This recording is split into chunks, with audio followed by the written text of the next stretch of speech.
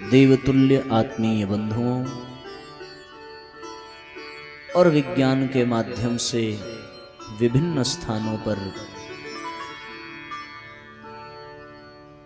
हमारे YouTube channel Gayatri शक्तिपीठ वाराणसी के द्वारा आज के इस आध्यात्मिक संदेश का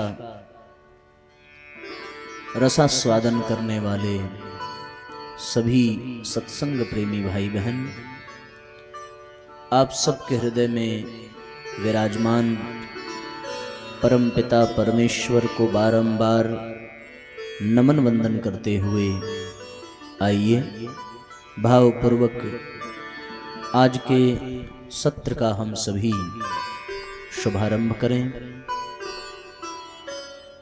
आत्मीय बंधुओं, जीवन में वो समय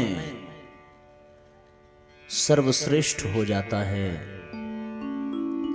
जिस समय को सत्संग में लगा दिया जाए। जितना समय सत्संग में लगता है, यदि वास्तविक रूप से विचार किया जाए तो केवल वही समय सार्थक है।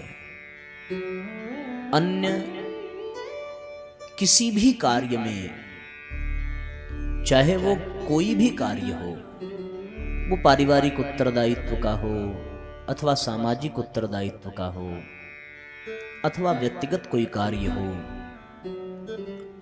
सब के सब कार्य जीवन को बांधने वाले हैं और सत्संग ही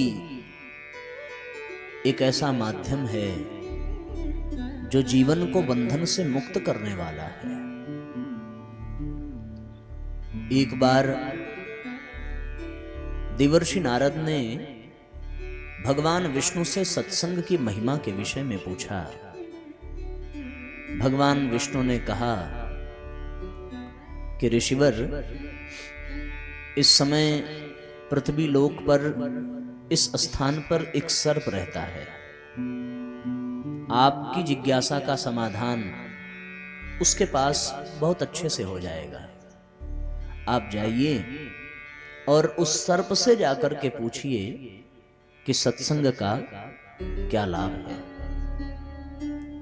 जैसे ही देवर्षि नारद सर्प के पास पहुंचे, देवर्षि नारद को देखते ही सर्प की मृत्यु हो गई, उसके प्राण चले गए।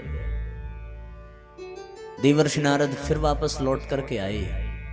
उन्होंने कहा, प्रभु सर्प तो मर गया। भगवान ने कहा, कोई बात नहीं, इस वृक्ष पर, इस स्थान पर एक पक्षी है, आप उसके पास चले जाइए, वो आपको सत्संग की महिमा बताएगा। देवर्षि नारद उस पक्षी के पास आए। जैसे ही उस पक्षी ने देवर्षि नारद को देखा, वैसे ही उस पक्षी के भी प्राण चले गए। देवर्षि नारद वापस आए। उन्होंने फिर भगवान से कहा। भगवान ने कहा कि अब की बार आप इस राज्य के राजा के यहां जाइए। उस राजा को एक राजकुमार की पुत्र की प्राप्ति हुई है। जन्म लेने वाला वो बालक आपको सत्संग की महिमा बताएगा। देवर्षि नारद ने कहा, प्रभु आप तो सब कुछ जानने वाले हैं, सर्वांतर्यामी हैं, फिर आप हमें बार बार भगा क्यों रहे हैं? जो सर्प न बता सका, जो पक्षी न बता सका, वो नन्हा सा जन्म लेने वाला बालक जो 1 माह का भी नहीं हुआ है, वो मुझे सत्संग की महिमा क्या बताएगा? भगवान मुस्कुराते हुए कहने लगे, आप जाइए तो सही, आप मिलिए तो सही। जैसे ही देवर्षि नारद उस बच्चे के सामने पहुंचे, बच्चा मुस्कुराया और मुस्कुरा करके देवर्षि नारद को प्रणाम करने लगा। छोटा सा बच्चा, 1 माह से भी कम आयु का, स्पष्ट वाक्य में कहता है, कहिए देवर्षि, हमारे लिए क्या आज्ञा है? देवर्षि नारद के आश्चर्य का ठिकाना नहीं था। एक बालक मात्र 1 महीने से भी कम आयु का, और वो इतना सुंदर उच्चारण कर रहा है और वो मुझे प्रणाम कर रहा है।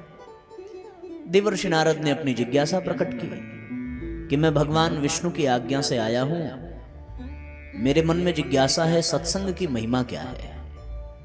उस बालक ने कहा, सत्संग की महिमा शब्दों में कही नहीं जा सकती। बस आप ये जान लीजिए कि अगर वास्तविक सत्संग की प्राप्ति हो जाए तो प्राणी अपनी जीवन यात्रा से मुक्त हो जाता है। उसका प्रमाण कोई और नहीं, मैं स्वयं हूं। आप जब मेरे सामने पहली बार आए तो आपके दर्शन मात्र से मैं सर्प योनि से मुक्त हो गया। आप जब दूसरी बार मेरे सामने आए तो मैं आपके दर्शन मात्र से पक्षी की योनि से मुक्त हो गया। और अब आपका जब तीसरी बार मैं दर्शन कर रहा हूं तो मुझे संपूर्ण ज्ञान हो गया है और मैं इस आयु में भी स्पष्ट आपसे वार्तालाप कर सकता हूं। इससे बड़ा प्रमाण सत्संग की महिमा का और क्या हो सकता है। देवर्षि नारद करताल निकाल करके नारायण नारायण करते हुए भगवान के दर्शन हेतु बैकुंठ की ओर प्रस्थान करने लगे। ऐसा सत्संग का प्रभाव है, और ऐसा सुंदर सत्संग जिसे प्राप्त हो जाए साथियों, उसका जीवन सार्थक हो जाता है। ऐसी सत्संग की महिमा है जो जीवन के बड़े से बड़े बंधनों को सुलझाने की युक्ति प्रदान करता है।